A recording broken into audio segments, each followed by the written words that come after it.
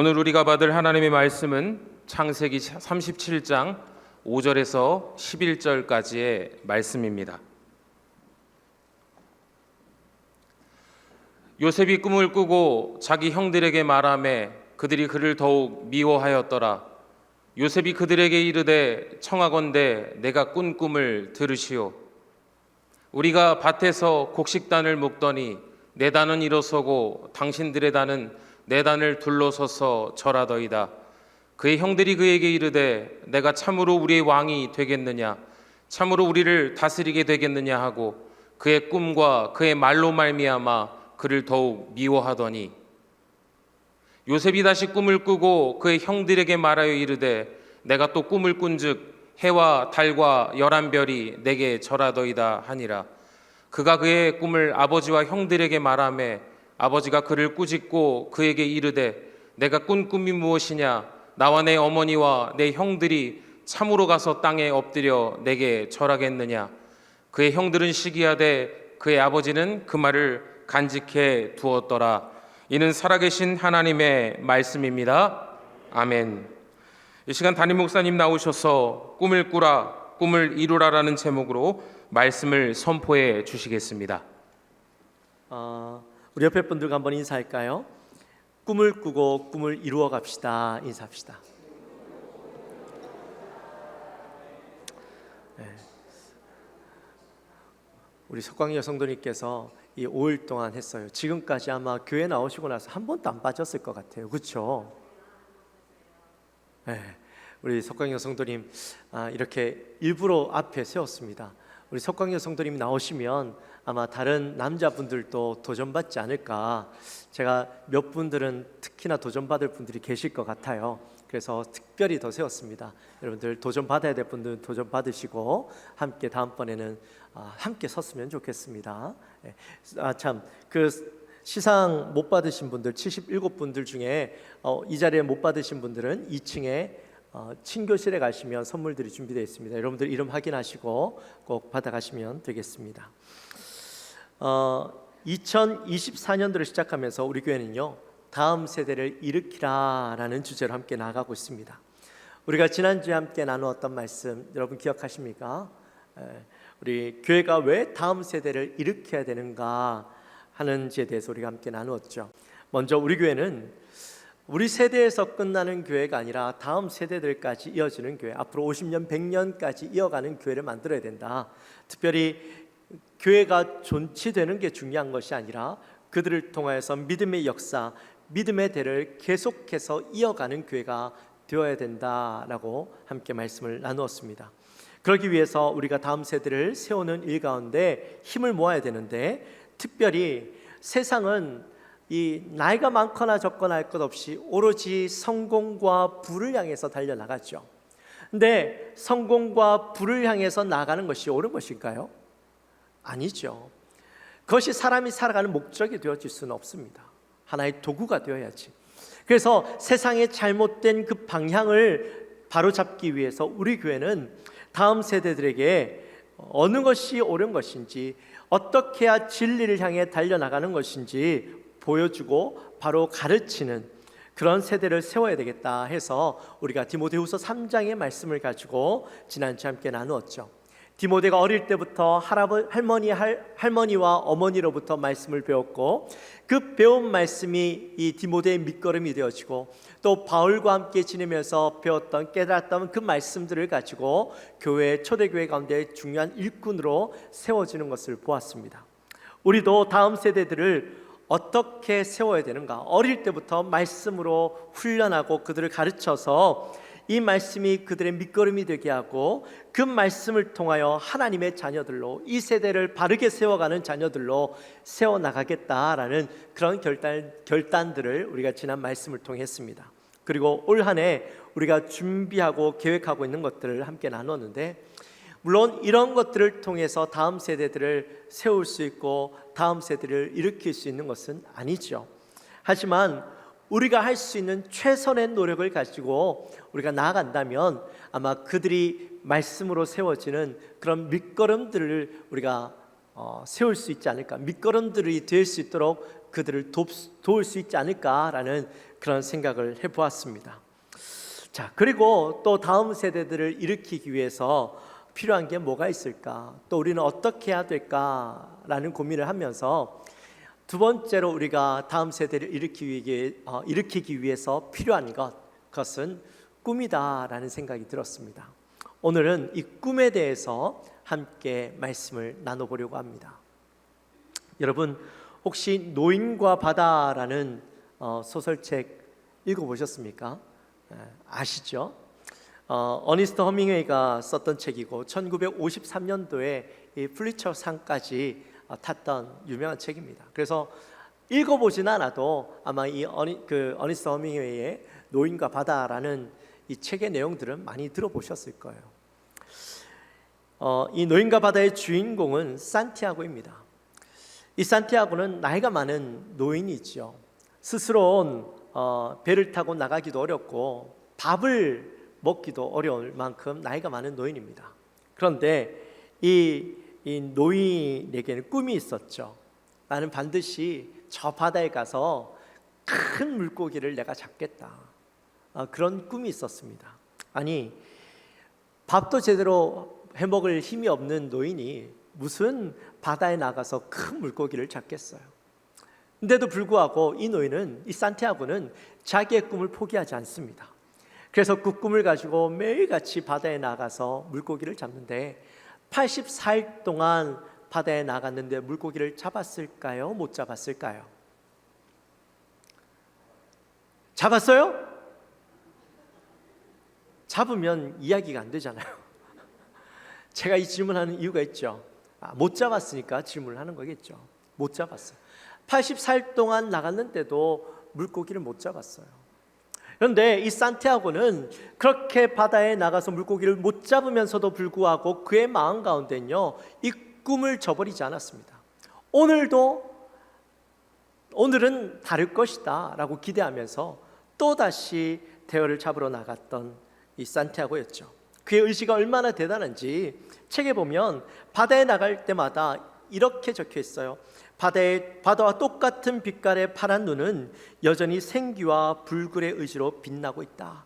그렇게 이야기할 정도로 이 노인은 비록 몸은 늙어 쇠하여서 노인이지만 그 열정, 그 의지 하나만큼은, 꿈에 대한 의지 하나만큼은 청년 못지않은 그런 열정과 의지를 가지고 있었다라는 겁니다. 한 번은 내가 이 바다에서, 가까운 바다에서 물고기를 못 잡으니까 먼 바다에 나가서 내가 꼭 고기를 잡으리라 하고 한 번은 먼 바다에까지 나가게 됩니다. 근데 아니나 다를까 그 깊은 바다, 먼 바다까지 갔더니 거기에는요 진짜 큰 물고기들이 있는 거예요. 낚시를 하는데 큰 물고기가 물었어요. 이 물고기를 물었는데 결코 포기하지 않기 위해서 사흘 동안이나 이 물고기와 피나는 사투를 벌이게 됩니다. 그리고 포기하지 않던 산티아고는 그렇게 소원하던 엄청난 청새치 한 마리를 잡게 되죠. 노인의 힘으로는 불가능해 보였던 그 엄청난 이 일을 해냈던 것입니다. 근데 이 물고기를 잡아보니까요 배보다 더 큰 거예요. 그래서 이 물고기를 배 위로 올릴 수 없어서 배 옆에 매달고 돌아오게 됩니다. 여러분 생각해 보십시오. 얼마나 행복했겠어요. 그가 결코 잡을 수 없을 것 같았던, 이 포기해야만 되는 꿈일 줄 알았던 그 꿈을 이루었던 이 노인의 마음이 얼마나 행복했겠습니까? 그 행복한 마음을 가지고 사흘 동안 죽을 힘을 다해서 이 물고기와 싸워서 물고기를 잡아 올린 그 기쁨에, 이 기쁜 마음으로 열심히 돌아오고 있는데 그 기쁨도 잠깐이죠. 오는 길에 이 청새치의 피냄새를 맡은 상어 5마리들이 몰려옵니다. 상어들이 몰려와서 청새치를 빼앗아 가려고 하니까 이 노인이요 힘을 다해서 싸워서 이 상어들을 물리치려고 하죠. 그런데 어땠을까요? 자신의 힘으로는 역부족이었습니다. 결국에는 상어에게 다 물어뜯기고 청새치의 머리와 꼬리만 남아있어요. 그 중간에는 앙상하게 뼈만 남아있는 겁니다. 그렇게 해서 상처뿐인 영광을 얻고 돌아온 이야기. 하지만 완벽한 성공은 아니었지만 분명한 것은 꿈을 이루어냈다라는 거죠.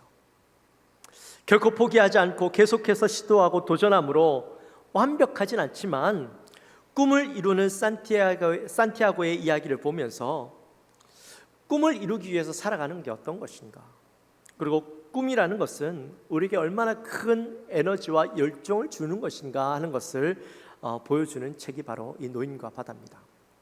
사랑하는 성도 여러분, 여러분 어떠십니까? 여러분은 어떤 꿈이 있습니까?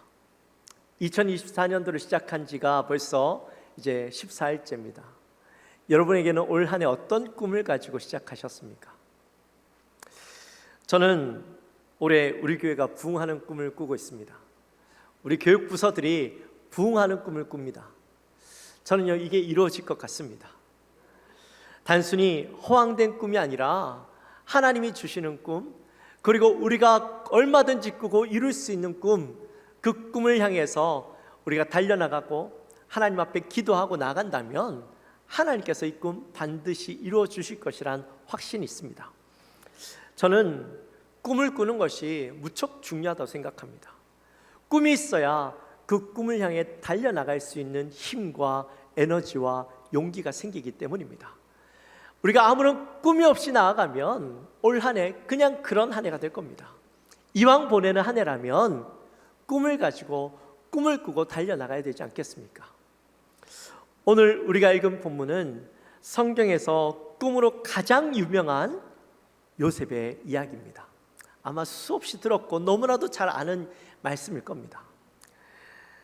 요셉은 야곱의 11번째 아들로 위에 10명의 형과 밑에는 1명의 동생이 있었습니다. 근데 그의 아버지 야곱은 그 많은 아들 중에서 유독 이 요셉을 사랑했었죠. 근데 그 사랑했던 이유가 뭐였을까요? 그가 사랑했던 라헬이 낳았던 아들이었기 때문입니다. 창세기 37장 3절과 4절 말씀에 보면 이렇게 적겠습니다. 우리 같이 한번 읽어볼까요? 노년에 얻은 아들이므로 이스라엘이 여러 아들들보다 그를 더 사랑함으로 그를 위하여 채색옷을 지었더니 그의 형들이 아버지가 형들보다 그를 더 사랑함을 보고 그를 미워하여 그에게 편안하게 말할 수 없었더라. 아멘. 당시에 옷에 색을 입힌다라는 것은 부자들만 할 수 있는 거였습니다. 왜냐하면 이 물감 같은 거, 이게 너무 비쌌기 때문에 이 많은 것들을 쓸 수가 없었습니다. 근데 보통 사람들은 그래서 무채색의 옷들을 입고 있었는데 요셉은 어땠다고요? 채색 옷을 입었다. 채색 옷이라는 것은 한 가지 색으로 색을 입힌 게 아니라 여러 가지 색깔로 옷을 물들였다라는 말이죠. 그러니까 여러분 생각해 보십시오. 다른 형제들은 전혀 그런 옷에 물 색깔 들이는 것도 쉽지 않은데 혼자 이 채색 옷을 입고 다녔으니 다른 형제들이 얼마나 시기하고 질투하고 미워했겠습니까? 근데 요셉의 입장에선 조금 억울할 수도 있을 것 같아요. 왜냐하면 자기가 그 옷을 입었나요? 아버지가 해주신 것 아니에요. 자기의 의지와 상관없이 아버지 때문에 형들에게 미움당해야 되는 그런 상황이었던 것이죠. 근데 요셉이 형들에게 미움을 받는 결정적인 사건이 하나 생깁니다. 그게 바로 오늘 우리가 읽었던 본문의 내용, 꿈꾸는 꿈의 이야기죠. 요셉이 꿈을 꿨는데 그 꿈의 이야기를 온 가족들에게 다 하는 거예요. 어떤 꿈을 꿨는가? 7절 말씀 같이 한번 볼까요? 네가 밭에서 곡식단을 묶더니 내 단은 일어서고 당신들의 단은 내 단을 둘러서서 절하더이다. 아멘. 요셉이 꿈을 꿨는데 꿈속에서 형들과 같이 이 단을 묶고 있는데 내 단은 높이 솟아오르고 다른 형들의 단들은 자기를 뺑 둘러싸더니 어떻게 해요? 자기에게 절을 했다는 거예요. 여러분, 아무리 꿈이지만 형들이 기분 좋겠어요? 안 좋겠어요? 안 좋겠죠. 근데 이 꿈 한 번으로 끝났으면 다행인데 또 며칠 뒤에 꿈을 꿔요. 그 꿈의 이야기가 어때요? 이번에는 해와 달과 11별들이 자기를 뺑 둘러싸서 자기에게 절을 했다는 겁니다. 근데 두 번째 꿈에서 해와 달은 누구를 이야기하느냐? 그의 아버지와 어머니를 이야기하고 11별은 그의 형제들을 이야기하는 것이었죠. 그러니까 이 두 번의 그 이야기를 들었으니 얼마나 기분 나쁘겠어요. 이번에는 그의 아버지가 이렇게 이야기합니다. 얘야, 적당히 해라. 아니, 너와 네 어머니가 또 너희 형제들이 왜 너에게 절을 하니? 그런 쓸데없는 이야기 하지 마. 그만해. 그렇게 이야기를 했다라는 거죠. 그렇게 해서 무마시키려고 합니다. 형들의 원성을 잠재우려고 했던 거죠. 근데 여러분, 가만히 이 말씀들을 우리가 묵상해 보면 이때 요셉의 나이가 몇 살이라고 이야기해요? 거기 보면 말씀해 보면 요셉의 나이가 나오죠. 17살이래요. 17살이면 사실 그 나이 때는 이제 성인이 다 됐어요. 결코 어린아이가 아니란 말이에요. 어린아이가 아닌 성인이 다 된 아이가 내가 이 말을 하면 어떤 반응이 있을 거라는 걸 뻔히 알았을 텐데, 형들에게 욕먹고 가족들에게 욕먹을 걸 뻔히 알았을 텐데 왜 이야기를 했을까요? 눈치가 없어서 이런 말을 했을까요? 아니죠. 여러분, 사실 요셉이 꾼 꿈은 일반적인 꿈이 아니었습니다. 우리가 생각할 때 요셉이 눈치가 없어서 이렇게 이야기한 것이 아니라 요셉의 입장에서는 이걸 이야기하지 않을 수가 없었어요. 여러분, 오늘 꿈 꾸셨습니까? 교육 이전에 꿈 꿔보셨습니까? 보통 사람들은요, 하룻밤 사이에 2개 이상의 꿈을 꾼답니다. 그 2가지의 꿈 하나라도 기억하시는 분 계세요? 보통은 우리가 꿈을 꿔도요, 잘 기억을 못해요. 무슨 꿈을 꿨는지 잘 기억을 못해요. 근데 어떤 꿈은 굉장히 특별한 꿈이 있습니다. 내가 아무리 잊으려고 해도 잊혀지지 않을 만큼 강력하게 와닿는 꿈이 있어요. 너무 충격적인 꿈도 있지만 어떤 그런 꿈들은 하나님께서 우리에게 보여주시는 꿈이 있습니다. 물론 오늘날 시대에는 하나님이 그렇게 보여주시는 꿈이 잘 없죠. 구약시대 때나 아니면 성경시대 때는 그때는 말씀이 완전히 서지 않았기 때문에 이 환상을 통해서, 꿈을 통해서 하나님의 뜻을 계시하시고 보여주는 그런 장면들이 성경에 많이 나오죠. 그래서 하나님께서 우리에게 꿈을 보여주실 때는 진짜 강력한 꿈이기 때문에 그의 머릿속에서 마치 이것이 실제인 것처럼 너무나도 생생하게 머리에 와닿고 또 그 꿈이 잊혀지지 않는 거예요. 그리고 그 꿈을 경험하고 나면 이 꿈을 이야기하지 않을 수가 없는 거예요. 이 꿈을 가슴에 담지 않을 수가 없는 거예요. 오늘 성경에 나오는 요셉이 꿨던 꿈도 바로 그런 꿈이었어요. 그냥 개꿈, 그냥 지나쳐도 괜찮은 꿈이 아니라 그의 인생 가운데서 평생토록 기억에 남고 너무나도 놀라운 꿈이었기 때문에 요셉은요, 그가 눈치가 없어서 얘기했던 게 아니라 이야기하지 않고서는 감당할 수 없는 꿈이었던 거예요.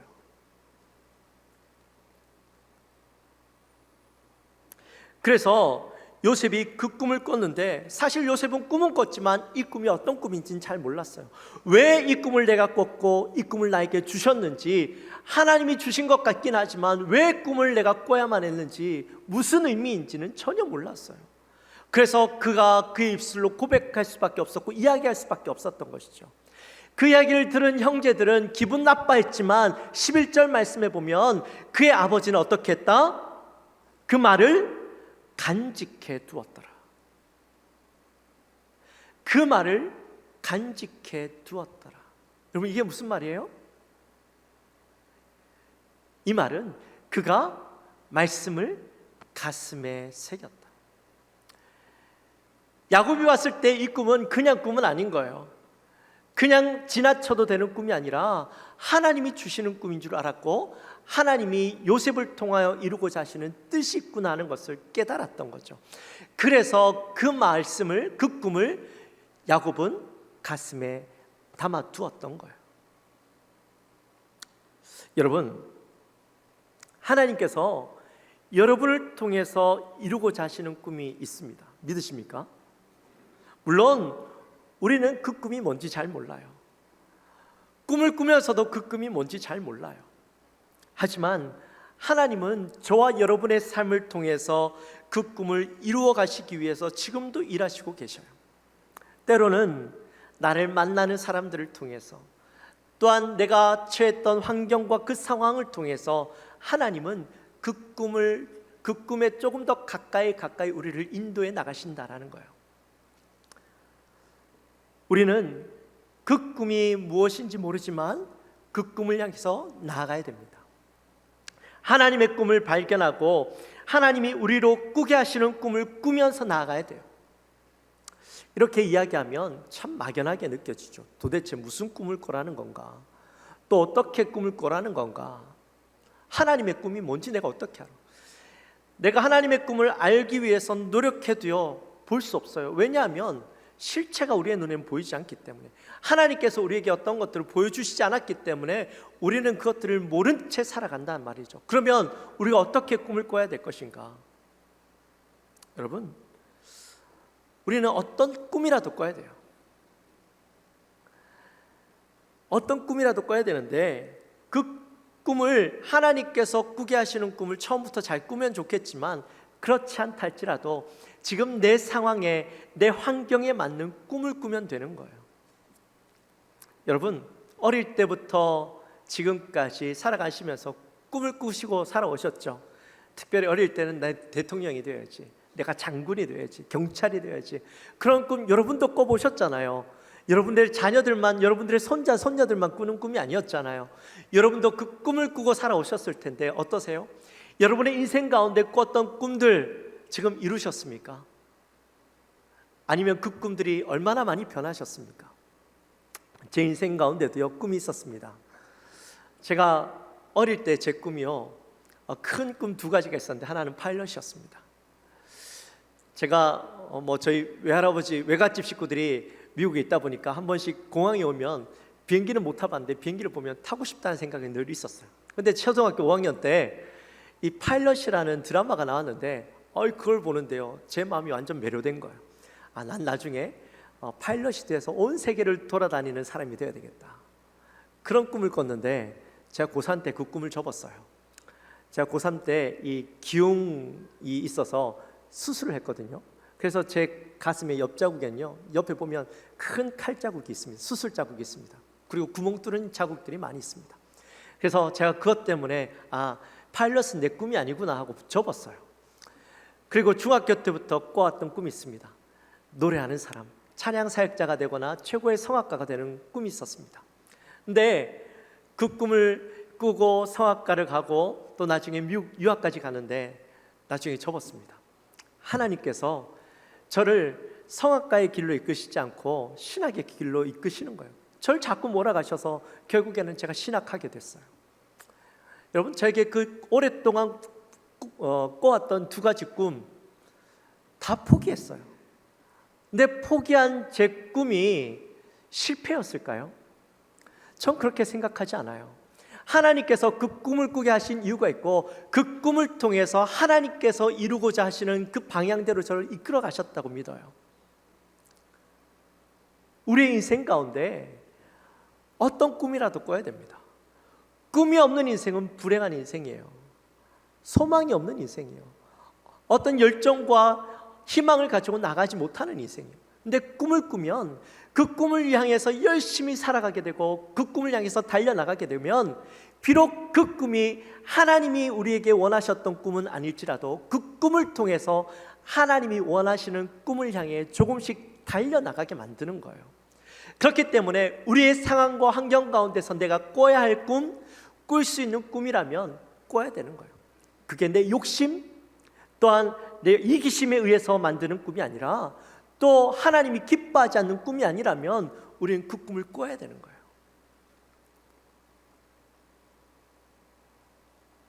우리가 그 꿈을 이루어가기 위해서 노력하면 하나님은 그 꿈을, 하나님의 꿈을 이루어 가시기 위해서 그 꿈을 사용하시고 우리의 인생을 이끌어 나가신다라는 겁니다. 근데 우리가 꿈을 꾸고 살아가다 보면 반드시 시련이 찾아오죠. 요셉은 이 꿈을 꾸고 난 뒤에 형들로부터 엄청난 미움을 사게 됩니다. 심지어 그 형들이 요셉을 죽이고자 모의까지 하게 되어지죠. 근데 유다의 중재로 죽지 않고 이스마엘 사람들에 의해서 노예로 팔려서 이 애굽으로 가게 되어집니다. 은 20에 팔려서 노예로 가게 된다는 것이죠. 여러분, 꿈을 꿨다라는 이유로 고난을 당했죠. 형들에게 미움을 당하고 따돌림을 당하고, 그것만으로도 고통스러운 일인데 형들의 손에 의해서 노예로 팔린 인생. 나는 꿈을 꿨을 뿐인데 그것 때문에 평생 동안 형제들의 손에 의해 팔려간, 노예로 팔리게 된 그 인생, 얼마나 불쌍한 인생이에요. 근데 여러분,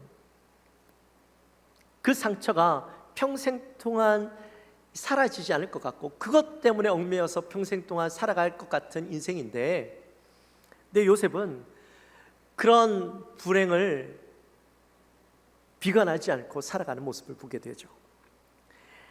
요셉이 팔려간 곳은 애굽 바로의 시위대장이었던 보디발의 집이었습니다. 그가 비록 아픔은 있었지만 그곳에서 그는 다시 꿈을 품고 열심히 살아가며 최선을 다해서 거기에서 신임을 얻어 집안의 모든 것들을 경영하는 맡은 자가 되어지고 결국에는 노예로서 올라갈 수 있는 최고의 자리까지 올라갑니다. 근데 그게 끝이 아니었죠. 보디발의 아내의 유혹과 모함으로 억울하게 감옥에 갇히게 됩니다. 자신의 잘못이 아님에도 불구하고 그가 지금까지 최선을 다해서 이루어 놓았던 모든 것을 한순간에 다 잃어버리고 죄수라는 신분으로 떨어지게 되었던 것이죠. 여러분, 이렇게 억울한 인생이 어디 있어요? 한 번의 큰 상처도 평생 동안 거기에서 못 태어나와서 살아가는 사람도 있는데, 두 번의 큰 상처, 아픔 때문에 이 고난을 겪어야 되는 것, 특히나 이 두 번째는 자기의 잘못이 아님에도 불구하고 감옥에 가고, 그 감옥도 왕의 감옥이에요. 왕의 감옥은 두 가지밖에 없어요. 죽어서 나가거나 아니면 그 억울함이 해결되어서 다시 회복되거나, 그 두 곳밖에 없어요. 평생 동안 여기에서 썩어져 살아야 되는 인생이 되어버린 거예요. 우리의 인생도 그렇죠. 우리의 인생도 살아가다 보면 내가 열심히 꿈을 가지고 살아가는 인생 가운데 때로는 억울한 일을 당할 때가 있습니다. 말도 안 되는 것으로 발목 잡힐 때가 있습니다. 걸림돌이 되고 힘들게 하는 사람들을 만날 때가 있습니다. 여러분, 정말 억울하게 느껴질 수 있지만 중요한 건 그 상황 가운데 포기하면 안 된다는 거예요. 노인과 바다의 산티아고가 대어를 잡기 위해서 포기하지 않았던 것처럼 끝까지 포기하지 않는 것이 중요한 거예요. 왜 그럴까요? 내가 생각할 때 끝이다라고 생각했던 그 인생은 결코 끝이 아니에요. 왜냐하면 하나님이 함께 하시기 때문입니다. 내가 꿨던 꿈, 내가 생각할 때 더 이상 그 꿈은 이루어질 수 없는 꿈일 수 있지만, 하나님이 이루시고자 하시는 꿈은 내 생각과 다를 수 있고, 하나님은 결국에는 하나님의 꿈을 이루어 가실 것이기 때문에 비록 내 꿈이 좌절되었다 할지라도 우리의 인생은 포기하면 안 되는 거예요. 그렇다 할지라도 우리의 상황과 환경 가운데서 꿀 수 있는 꿈은 계속해서 꿔가야 되는 거예요. 성경에 보면 억울한 인생 같아 보이는 요셉의 인생, 끝난 것 같았던 그 인생을 어떻게 평가하냐 보면 창세기 39장 2절과 3절 말씀 우리 같이 한번 읽겠습니다. 그래서 요셉과 함께 하심으로 그가 형통한 자가 되어 그의 주인 애굽 사람의 집에 있으니 그의 주인이 여호와께서 그와 함께 하심을 보며 또 여호와께서 그의 범사에 형통하게 하심을 보았더라. 아멘. 자, 지금 이 말씀은 보디발이 요셉을 바라볼 때 느꼈던 거예요. 요셉을 바라보았더니 여호와께서 요셉과 함께 하심으로 그가 범사에 형통했다라는 거예요. 요셉의 인생이 형통한 게 아니었죠. 그런데 요셉의 인생을 바라보는 보디발의 눈으로 요셉은 형통했습니다. 또 39장 23절 말씀입니다. 같이 함께 읽습니다. 맡긴 것을 무엇이든지 살펴보지 아니하였으니 이는 여호와께서 요셉과 함께 하심이라. 여호와께서 그를 범사에 형통하게 하셨더라. 아멘. 이 말씀은 그 감옥에 있는 간수장의 눈으로 바라본 요셉이었어요. 요셉의 인생이 감옥에 갇힌 다 끝난 것 같은 인생이었는데 그 안에서의 그 삶은 하나님이 함께 하셔서 그의 삶이 형통한 것처럼 보였다는 것이죠. 여러분, 도대체 형통이 뭡니까? 형통. 요셉의 인생에서 형통을 빼놓을 수 없는데 형통이 뭐예요? 우리가 생각할 때 형통은 어려움이 없고 모든 일들이 술술 잘 풀려지는 거예요. 근데 요셉의 인생을 놓고 봤을 때 형통한 인생이 아니었죠. 형통한 줄 알았는데 그 형통하다라고 생각했던 그 끝은 늘 낭떠러지였어요. 절망의 삶이었어요. 형통이라 할 수 있나요? 도대체 이 사람들은 뭘 보고 형통이라고 이야기하는 거죠? 요셉의 인생이 형통했다라는 말은 아무런 문제 없이 순탄하게 이루어졌다라는 말이 아니라 거기 말씀해 보니까 이 형통의 의미는 이거예요. 여호와께서 요셉과 함께 하셨다라는 거예요.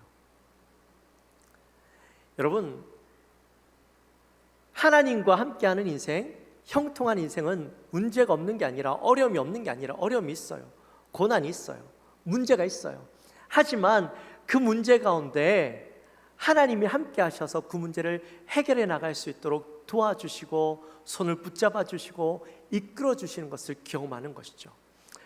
요셉의 인생 어려움이 있었어요. 문제가 있었어요. 근데 그 주위에서 바라보는 사람들의 눈은 그 어려운 가운데 그가 절망으로 끝나는 것이 아니라 하나님께서 그의 손을 붙잡아 주셔서 그 문제가 해결되어지고 헤쳐나갈 수 있는 길을 열어주시는 그 하나님을 보았다라는 것이죠.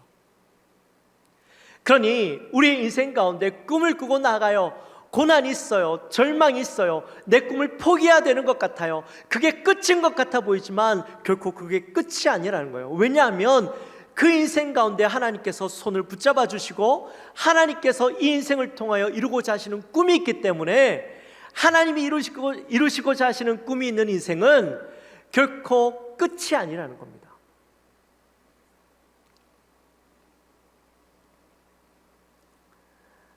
결국에 요셉의 인생은 어떻게 되어집니까?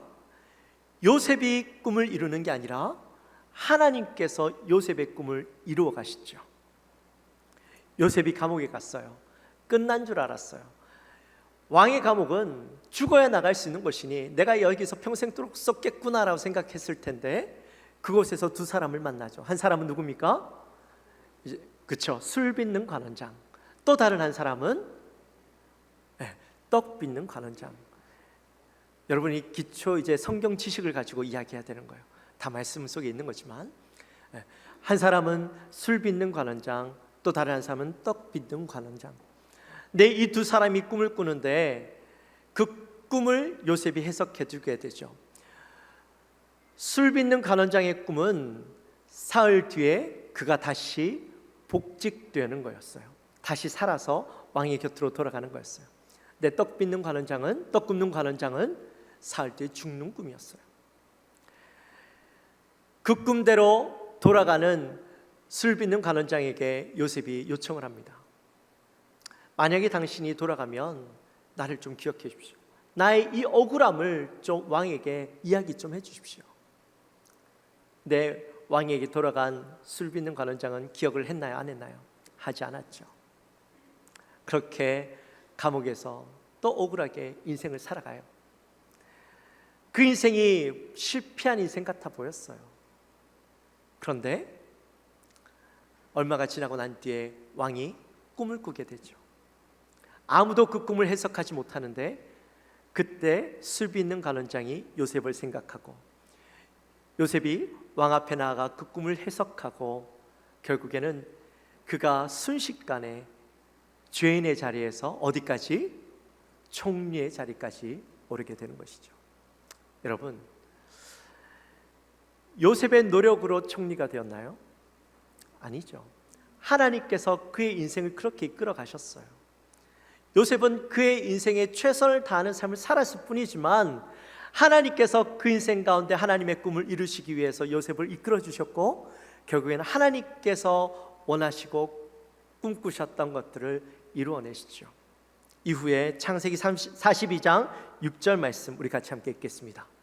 그때 요셉이 나라의 총리로서 그 땅 모든 백성에게 곡식을 팔더니 요셉의 형들이 와서 그 앞에서 땅에 엎드려 절하매.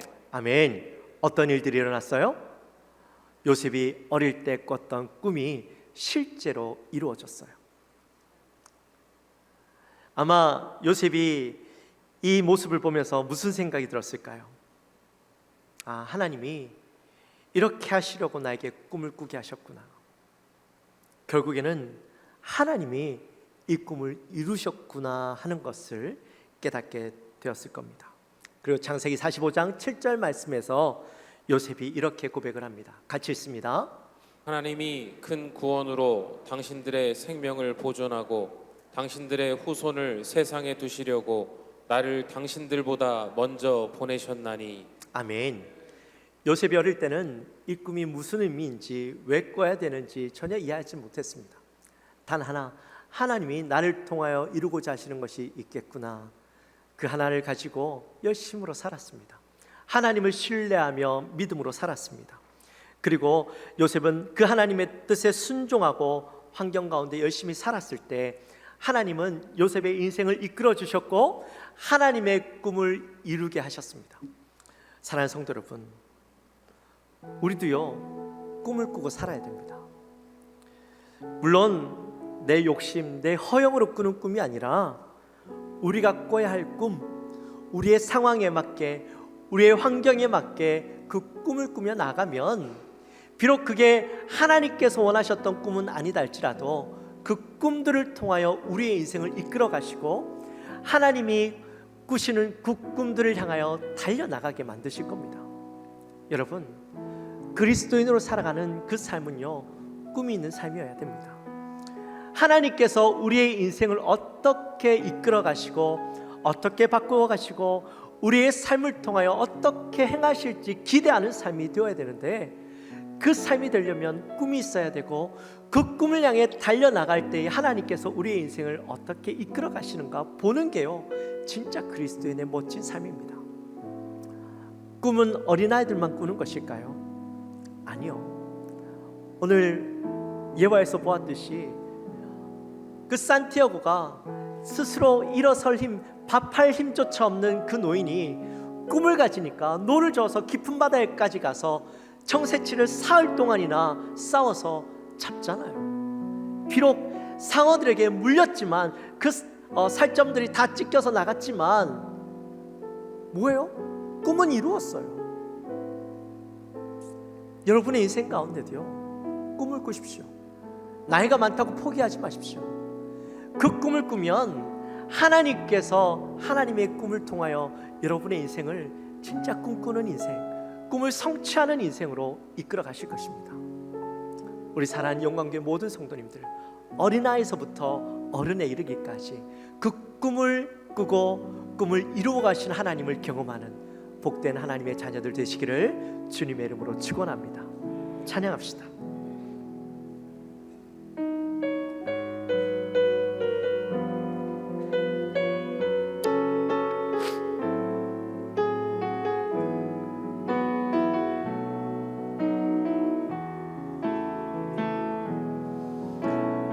이 세상을 살아가는 동안에 나의 힘을 의지할 수 없었니. 기도하고 낙심하지 말 것은 주께서 참 소망이 되심이라. 하나님의 꿈이 나의 비전이 되고 예수님의 성품이 나의 인격이 되고 성령님의 권능이 나의 능력이 되길 원하고 바라고 기도합니다. 주의 길을 걸어가는 동안에 세상의 것 의지할 수 없으니 사고 낙심하지 말 것을 주께서 참 기쁨이 되심이라. 하나님의 꿈이 나의 비전이 되고 예수님의 성품이 나의 인격이 되고 성령님의 권능이 나의 능력이 되길 원하고 바라고 기도합니다. 우리 함께 기도하며 나갔으면 좋겠습니다. 우리 기도하며 나갈 때 하나님, 우리가 꿈을 꾸게 하여 주옵소서. 우리가 꿈을 꾸고 주를 향해 달려나가면 주님이 그 꿈을 통하여 하나님의 꿈을 이루시고 하나님의 뜻을 이루실 줄 믿습니다. 우리가 온전히 그 꿈을 향해 나아갈 수 있는 용기와 힘을 주시고 결코 우리가 그 꿈을 포기하지 아니하고 끝까지 믿음으로 달려나갈 수 있는 우리 힘과 용기를 우리에게 허락하여 주옵소서. 우리 마음을 가지고 우리 간절히 기도하며 나갑시다. 하나님 아버지, 감사합니다. 저희들을 사랑하여 주시고 우리가 인생을 살아가는 데 있어서 하나님 결코 꿈을 잃지 않고 포기하지 아니하고 하나님의 꿈을 향해 달려나가는 인생이 되기 원합니다. 하나님, 우리가 꿈을 꿉니다. 우리 교회가 정말 부흥하고 우리 다음 세대들이 부흥하는 꿈을 꿉니다. 하나님, 나의 인생이 하나님의 기쁨이 되어드리기를 원하는 꿈을 꿉니다. 하나님, 그 꿈이 비록 나의 꿈이 되어지고 나의 욕심이 되지 아니하고 하나님을 향해 달려나갈 때에 비록 하나님 그 꿈이 이루어지지 않는다 할지라도 하나님께서 꾸시고 우리를 향하여 하나님의 그 기대가 온전히 이루어질 줄 믿습니다. 하나님, 중요한 것은 꿈을 품고 달려나갈 때에 거기에서 나오는 에너지와 그 용기와 그 열정이 하나님의 뜻을 이루는 열정이 되기 원하고 하나님의 마음에 합당한 꿈을 이루는 하나님 그 삶이 되어지기 원하오니 우리가 하나님 열심으로 꿈을 품고 달려나가는 인생 되게 하여 주옵소서. 하나님, 감사합니다. 저희들 사랑하셔서 오늘도 말씀을 통하여 요셉의 인생을 통하여 우리도 꿈을 꾸며 살아가는 인생이 되기 원합니다.